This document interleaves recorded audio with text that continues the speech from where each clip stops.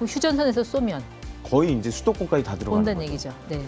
과연 이 성능 테스트를 했을 때는 막 놀라운 명중률을 보였지만 네. 실제 양산했을 때 과연 그 명중률이 그대로 갈 거냐. 여러분 안녕하세요. 경제한방의 이윤입니다. 휴전 국가인 우리로서는 북한의 새로운 무기는 늘 경계 대상이죠. 북한이 신형 방사포를 올해 안에 실전 배치하겠다. 그러면서 김정은 위원장이 이 해당 차량을 직접 운전하는 모습까지 공개했습니다. 자, 북한의 의도는 무엇이고 우리는 어떻게 대응해야 할지 군사 전문가 모셨습니다. 김대영 한국국가전략연구원 연구위원 나왔습니다. 어서 오세요. 안녕하십니까.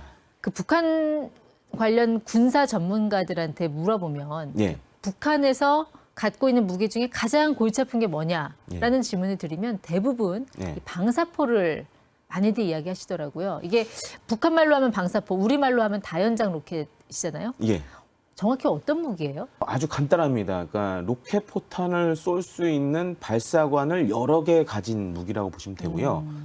기본적으로 그 트럭에 많이 장착을 해서 씁니다. 네.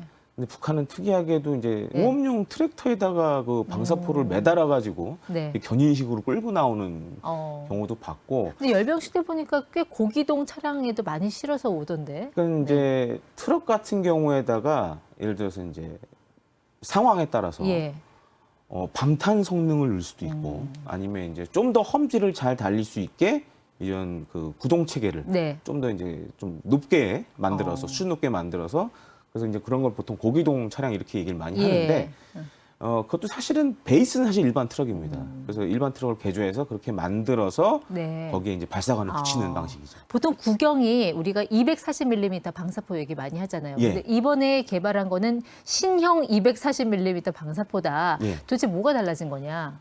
사실은 이제 240mm라는 게 그 포탄의 이제 지름을 얘기하는 거고요. 이번에 만든 거는 이제 가장 큰 특징이 유도 기능을 갖고 있는 겁니다. 그래서 이전에는 사실 유도 기능이 없어서 많이 쏴야 어쩌다 이제 한두 발이 맞는 그런 경우였는데 정확도가 떨어졌다는 얘기죠. 그렇죠. 그래서 실제로 이제 과거 연평도 포격 사건 때 보면 북한이 한 170여 발의 각종 포탄을 쐈습니다. 근데 그 중에 이제 방사포탄도 물론 이제 240mm보다 작은 122mm 방사포탄도 여러 발을 쐈는데 한 절반 넘는 수가 바다에다 떨어졌어요. 그리고 실제 연평도에 떨어진 포탄들도 불발된 게 엄청 많았고. 근데 이제 뭐 이거는 약간 카더라일 수 있는데 당시에 이제 연평도 포격 사건을 김정은 위원장이 사주했다라는 약간 얘기도 있었는데 김정은 위원장이 이 포병에 굉장히 관심이 많아요. 그리고 포병에 관한 논문도 썼다는 얘기도 있고. 그래서 이번에도 보시면 아시겠지만 자기가 직접 운전을 그 했어요. 방사포 차를 몰고 막 운전하기도 하고 그다음에 실제 시험사에 가는 데도 나가서 보기도 하고. 꽝꽝 만들어라 뭐 이런 말도 하던데요. 그래서 그런 걸 봤을 때는 상당히 김정은 위원장이 좀 애착을 갖는 무기가 아닌가. 그리고 또 김정은 위원장 특징 중에 하나가 저도 사실 밀덕이지만 이렇게 잘 보면 김정은 위원장도 약간 밀덕 기질이 있습니다. 그래서 그런 걸 되게 좋아하더라고요. 그런 것 같아요. 우리 위원님도 육군 포병 출신인데 이 방사포 한번 만져보신 적 있으세요? 제가 그 군에 있을 때 2년 2개월 동안 우리나라에서 만든 이제 구룡이라는 다연장 로켓포가 있습니다. 그거 이제 점점 참무로 대체한다는 거죠? 그래서 그거를 한 2년 2개월 동안 제가 운용을 실제로 했었고, 그리고 이제 사실 그러다 보니까 굉장히 다연장 로켓포에 좀 애착이 많죠. 근데 북한의 그 방사포, 240mm 방사포는 이게 남한, 특히 수도권까지 올 수 있는 사거리가 되니까 철저히 이제 우리를 공격하기 위한 무기란 점에서 우리가 두려움을 갖는 거잖아요. 그것도 그렇고 과거에 이제 김영삼 정부 때 그때 뭐 기억하시는 분들도 있으시겠지만은 그때 이제 북한 대표가 판문점에서 회의하는데 서울을 불바다로 만들겠다. 뭐 그런 얘기 했었잖아요. 그때 근거로 삼았던 무기가 이 240mm 그래서 방사포였죠. 이제 두 가지 무기가 있는데 하나는 이제 170mm 자주포, 하나는 지금 말씀하신 240mm 방사포가 있는데 이게 사거리가 한 40km가 넘습니다. 그러니까 240mm 방사포는 최대 사거리가 한 65km 정도 돼요. 휴전선에서 쏘면 거의 이제 수도권까지 다 들어가는 온다는 거죠. 얘기죠. 그리고 이제 뭐 방사포의 특징이 이제 여러 발을 동시에 쏘니까 그러다 보니까 서울 불바다를 만들겠다 그런 좀 북한의 자신감을 거기서 드러냈었죠. 그러니까 240mm 방사포는 이미 실전 배치돼 있고 올해 예. 안에는 신형 240mm 방사포를 배치한다는 얘기고 예. 지금 구경이 계속 넓어지거든요. 400mm, 600mm까지 나오지 않았습니까? 그렇죠. 예. 네. 계속 그러니까 북한의 요새 추세를 보면은 방사포의 크기를 계속 늘리고 있습니다. 그러니까 크기를 늘린다는 거는 사거리도 길어지는 거고 네. 또 한 가지는 지금 뭐 신형 240mm 방사포처럼 다 유도 기능을 집어넣고 있어요. 아, 근데 이게 사실은 이게 북한만 그런 게 아니라 전 세계적으로도 네. 이제 영어로 하면 가이디드 로켓이라고 하고 이제 유도 로켓이라고 많이 표현하는데 우리나라에서 우리 군에서는 사실 이제 유도탄 네. 미사일의 일종으로 그렇죠. 봅니다. 근데 그동안 이제 방사포는 무유도여서 예. 이게 정확도가 떨어지니까 집중도를 아주 높이지 않으면 이 전략 표적을 상대하기가 힘들었잖아요. 근데 그게 그렇죠. 개선이 됐다라는 거, 그게 중요하다라는 말씀이시군요. 거기다가 또 한 가지로는 지금 사실 우리가 일상생활에서 보면 이제 위성 항법 체계 많이 쓰잖아요. 네. 예를 들어 차량의 내비게이션도 GPS로 GPS. 하고 요런 거를 이런 로켓탄에 결합을 시키면 네. 굉장히 저가이면서도 정밀한 무기가 된다는 거죠. 아, 그래서 과거에는 예를 들어서 뭐 10발 이상 쏴야 될 거를 지금은 한 발, 두 발만 쏘면 정확하게 타격이 가능하다라는 게 장점이라고 할 수 있습니다. 그 방사포 무서운 게 딱 하나네요. 무조건 우리 측에 출혈이 발생한다는 거. 그렇죠. 그리고 그동안은 사실 이제 명중률이 떨어졌기 때문에 실제로 군사 목표물을 때려도 거기에 맞는 거 몇 발 안 됐거든요. 네. 이스라엘 하마스 전쟁도 보시면 하마스가 많은 로켓 쏘지만 실제로 이스라엘군에 타격을 주는 건 없어요. 민간인들이 피해가 되고 있어요.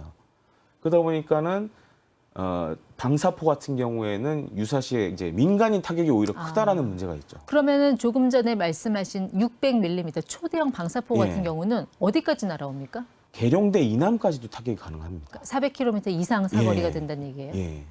그렇기 때문에 사실은 이제 이런 유도 로켓, 유도탄은 뭐 북한이 자랑하는 뭐 스커드나 아니면 KN-23이나 이런 것들에 비해서 가격도 싸고 그다음에 많이 쏠 수 있고 예. 이런 것들이 이제 특징이라고 할 수 와, 있죠. 남한 전역까지 날아온다면 이게 말이 방사포지 사실상 탄도 미사일이라고 봐도 사실상 되겠는데요? 유도탄으로 보시는 게 맞습니다. 예. 예, 그래서 미국 같은 경우에는 이제 미국 국방부 같은 경우에는 분류에 따라서 탄도미사일로 집어넣는 경우도 있습니다.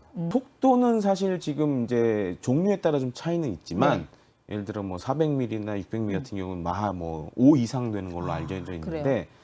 그러다 보니까 실제 이제 쐈을 때 비행 시간이 사실상 뭐 5분 이내. 5분이네요. 예.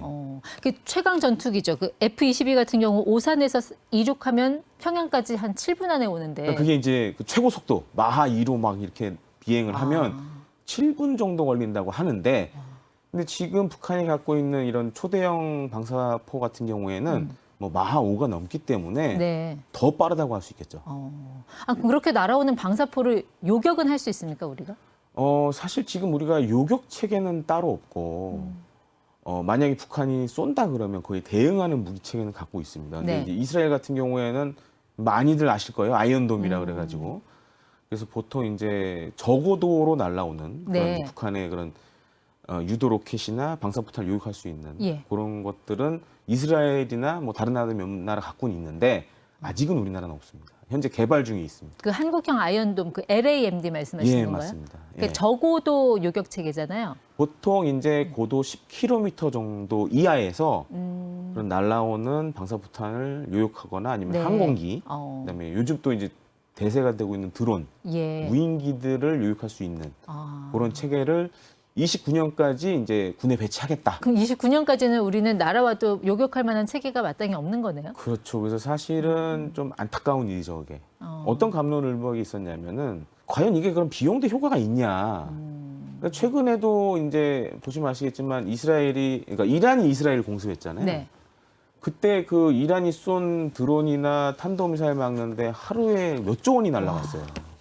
그러니까 이제 똑같이 북한이 여러 발의 만약에 미사일이나 방사포탄 쐈을 때 우리도 그럼 막으려면 네.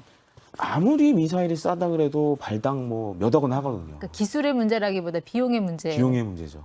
사실 패트리어트 3나 천군 같은 걸로도 막을 수 있을 것 같은데 이거는 사실 스커드 미사일 잡는 용도라서. 그렇죠. 좀 네. 큰 종류의 미사일을 잡는 용도로 지금 그거는 개발이 돼 있는 거고. 그리고 또 한 가지로는 요격은 어쩌면 가능할 수 있지만 네. 가성비가 안 맞죠. 아, 그거는. 그렇겠죠. 네, 그래서 네. 그런 문제도 있고 다만 이제 최근에 그 이제 우크라이나에서 발표, 특히 최근에 이제 북한이 러시아에 뭐 미사일이나 포탄을 많이 수출하지 않았습니까? 네. 근데 실제 우크라이나에서 이걸 러시아군이 써봤는데 이제 KN-23이라고 이제 북한판 이스칸다르 네. 미사일이 있는데 거의 절반이 제대로 작동 안 했다는 거예요. 그래서 좀 이제 지금 이 북한이 최근에 자랑하고 있는 신형 240mm 방사포탄도 제가 좀 심각하게 보는 문제가 뭐냐면 과연 이 성능 테스트를 했을 때는 막 놀라운 명중률을 보였지만 네. 실제 양산했을 때 과연 그 명중률이 그대로 갈 거냐. 어. 그래서 사실은 이제 지금 북한의 가장 큰 문제가 유도 무기를 만들어도 이 품질 관리가 잘 안 되기 때문에 이 불발률이 굉장히 높거든요. 예. 그래서 그런 측면에서는 조금 그나마 조금 안심이 되지 않나 예, 이렇게 생각하고 있습니다. 보통 우리가 전쟁의 핵심 요소라고 하면 예, 선견, 예, 선결, 예. 선타 이야기 하잖아요. 예. 먼저 보고 결정하고 때리고. 예. 그럼 우리가 먼저 볼 수는 있습니까? 북한이 방사포를 쏘는 그 원점을 네. 미리 좀 보고 대응할 수 있는 그런 어떤 탐지 능력은 갖고 있어요. 사실 이제 우리나라 같은 경우에는 우리 군도 있지만 미군도 있잖아요. 주한미군도. 그리고 한미연합사령부라는 체제를 가지고 네. 있고. 그러니까 한미 양국이 갖고 있는 각종 정찰 자산들이 있습니다. 우주에는 이제 정찰 위성이 있고. 예. 그다음에 우리나라 같은 경우 이제 글로벌 호크라는 최신의 그 미국에서 들여온 아, 정찰 무인기도 있고. 예. 미국 같은 경우에도 비슷한 동급의 여러 가지 이제 무인기들이 있고. 또 한 가지로는 제가 가장 강점으로 꼽는 게 감청. 북한군의 통신을 감청하는 능력이 네. 사실 이제 우리나라가 굉장히 뛰어나요. 그래서 이제 일례로 이제 북한이 이제 뭐 사실 미사일 발사도 많이 하고 하잖아요. 네. 그러면은 이제 미사일 발사 전에 이 저쪽 이제 일본 오키나와에 있는 미 공군 기지에서 정찰기가 쓱 날라옵니다. 그러면은 보통 보면 그날 북한이 미사일을 쏴요. 네. 그거는 이제 미리 알고 있다라는 거죠. 북한이 어느 지점에서 미사일 그쵸. 쏜다라는 거를. 그렇기 때문에 사실은 우리가 이제 북한이 방사포를 쏘려고 그러면 사전에 징후들은 다 파악이 되죠. 뭐 대포병 탐지 레이더 이런 걸로도 할 수 있지 않아요? 대포병 탐지 레이더는 이제 문제가 포를 쏘지 않으면 알 수가 없어요. 그 날아오는 포탄을 잡아내는 레이더이기 예. 때문에 알 수가 없는데 정찰 능력 면에서 일단은 북한보다는 앞서 있기 때문에 사전 징후를 파악하는 능력은 좀 뛰어나다고 할 수 있습니다. 그러니까 펀치도 중요하지만 사실 그 펀치로 때릴 곳을 찾는 그 눈이 중요하기 때문에 제가 그걸 여쭤봤어요. 예. 네. 그리고 이제 또 한 가지로는 사실은 이제 작년에 이스라엘 하마스 전쟁이 일어났잖아요. 네. 근데 그때 보면은 이제 이스라엘이 사실은 가장 큰 실수가 뭐냐면 자만한 거거든요.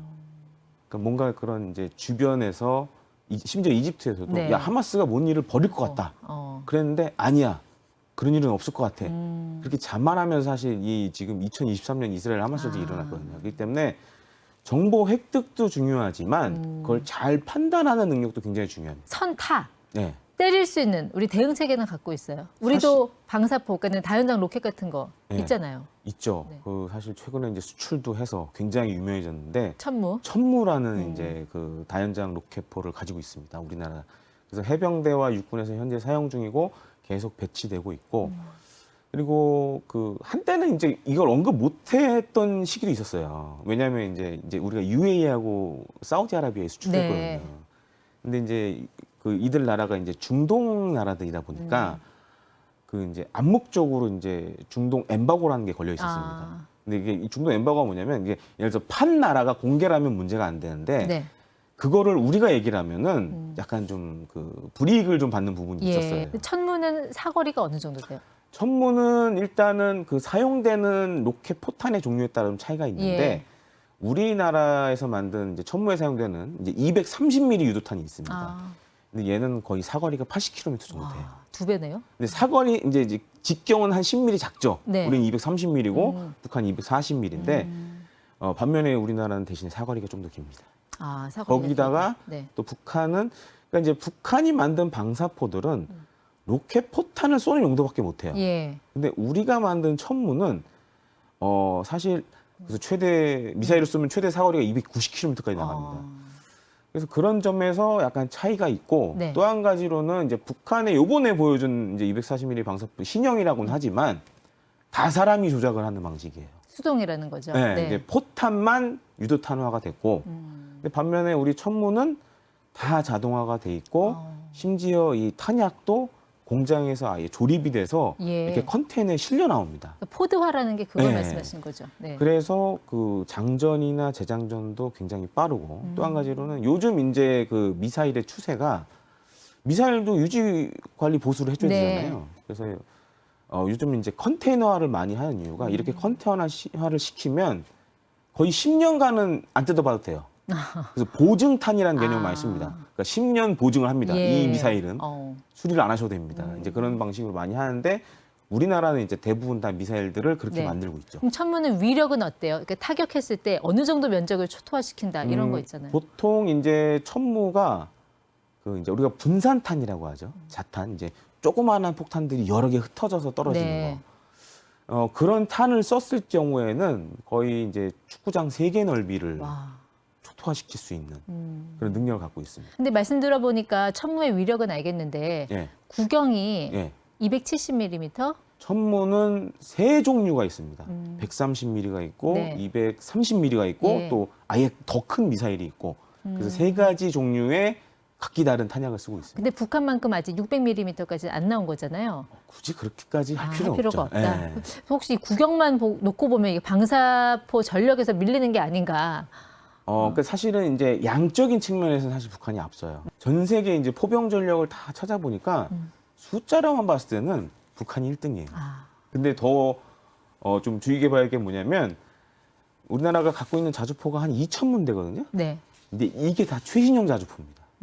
그래서 포병 전력에 있어서는 남북한이 거의 세계 지금 거의 탑 순위에 올라 있다라고 보시면 되겠습니다. 네. 폴란드가 한 2조 원 들여서 천무 사갔잖아요. 예. 듣고 보니까 뭐 사갈 만도 하네요. 네. 그러니까 일단은 지금 첫 번째 문제가 사실 전 세계 시장, 이 다연장 로켓의 그 시장을 마켓으로 봤을 때는 사실 미국의 MLRS 하이마스가 거의 1등이에요. 근데 지금 이제 우크라이나 전쟁 때문에 사실 이제 하이마스의 주문한 나라가 너무 많거든요. 그래서 심지어 이제 미국에서 하이마스를 살려면 네. 가서 번호표를 뽑고 앉아서 한 2년 정도 기다려야 됩니다. 그 정도로 사실 지금 물량이 너무 많아요. 예. 그러다 보니까 이제 대체제로 사실은 거의 동등한 성능을 갖고 있고 오히려 화력은 우리가 더 세고 네. 가격도 사실 좀 저렴하고 가성비도 높고 하다 네. 보니까 많이 지금 찾고 있고 지금 이제 잠재적인 수출 국가로 또 이제 언급이 되고 있는 게 네. 최근에 이제 또 말레이시아도 그런 이제 다연장 로켓포를 구매하려고 하는데 우리나라 천무 말씀하시는 건가요? 아마 이제 세계 여러 나라 걸 두고 이제 네. 비교를 하고 있는데 우리나라 것도 좀 유력한 그런 순위에 들어가 있는 걸로 이렇게 알고 있습니다. 근데 사실 무기의 성능을 입증하는 가장 좋은 거는 실전 경험인데 예. 천무는 그런 실전 경험이 없잖아요. 아직은 없죠. 정확하게 말씀드리자면은 그러니까 우리나라가 이제 국토 면적이 작다 보니까 천무같이 좀 사정거리가 긴 그런 포들은 네. 보통 이제 해안가에서 해안 사격을 합니다.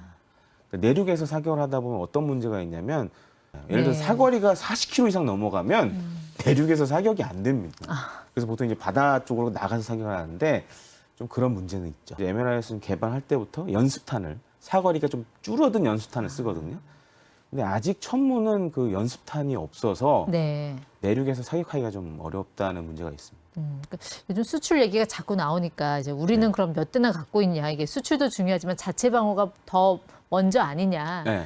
뭐 이런 우려 겸 지적도 나오긴 하더라고요. 그러니까 우리 군은 사실은 지금 이제 뭐 천무도 있고 MLRS 천무도 지금 사실 뭐 이렇게 정확한 대수는 밝힐 수가 네. 없지만 많은 양을 지금 가지고 있고 그다음에 MLRS도 있기 때문에 사실 그런 측면은 또 걱정 안 하셔도 되고 또 한 가지로는 사실 우리가 북한보다 앞서는 거는 지상 전력도 있지만 질적으로 앞서는 부분이 지상 전력도 있지만 또 공중 전력들 이제 전투기라든가 뭐 공격 헬기라든가 북한의 방사포를 제압할 수 있는 여러 가지 무기들을 갖고 있기 때문에 사실 그런 측면에 봤을 때는 크게 우려를 안 하셔도 될 것 같습니다.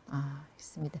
사실 전쟁은 일어나서는 안 됐지만 또 휴전 국가인 이상 우리가 네. 압도적인 전력을 갖고 있는 게 그게 곧 또 평화를 유지하는 일이니까요. 국산 무기가 네. 우수하다라는 것을 또 어떻게 보면 반증하는 거기도 되기 때문에 그런 부분은 조금은 안심을 해도 되지 않을까 생각됩니다. 네. 참, 수출도 잘 된다고 하는데 이렇게 군사 쪽 연구하시는 우리 연구원님들 네. 처우도 좀 개선이 되고 그럼 좋겠는데. 그랬으면 네. 좋을 것 같은데 현실은 아직 그렇지 못해서. 네. 알겠어요. 집안에 뭐 탱크, 뭐 관련한 장난감들도 되게 많을 거예요. 미니어처 같은 거. 많이 갖고 있습니다. 네. 네, 그래서 무슨 뭐 전투기 모형이라든가. 어. 그다음에 최근에 제가 아이가 6살인데 네. 그런 이제 만드는 걸 되게 이제 좀 빠져 있어서 어. 같이 뭐 전투기도 만들고 아, 탱크도 아들도 만들고. 벌써 밀떡 그 DNA를 갖고 태어난 좀 건가요? 살짝 걱정이 되긴 합니다. 지금. 네, 그런 측면에서 지금 하고 있고 또 뭐 이게 너무 어렸을 때부터 저도 관심 갖다 보니까 네. 사실 이게 계속 하게 되는 것 같아요. 음. 네, 그런 측면이 좀 있는 것 같습니다. 좋습니다. 자, 앞으로도 멋진 밀떡 인생 기대해 볼게요. 네, 지금까지 김대영 연구위원 함께했습니다. 고맙습니다. 감사합니다.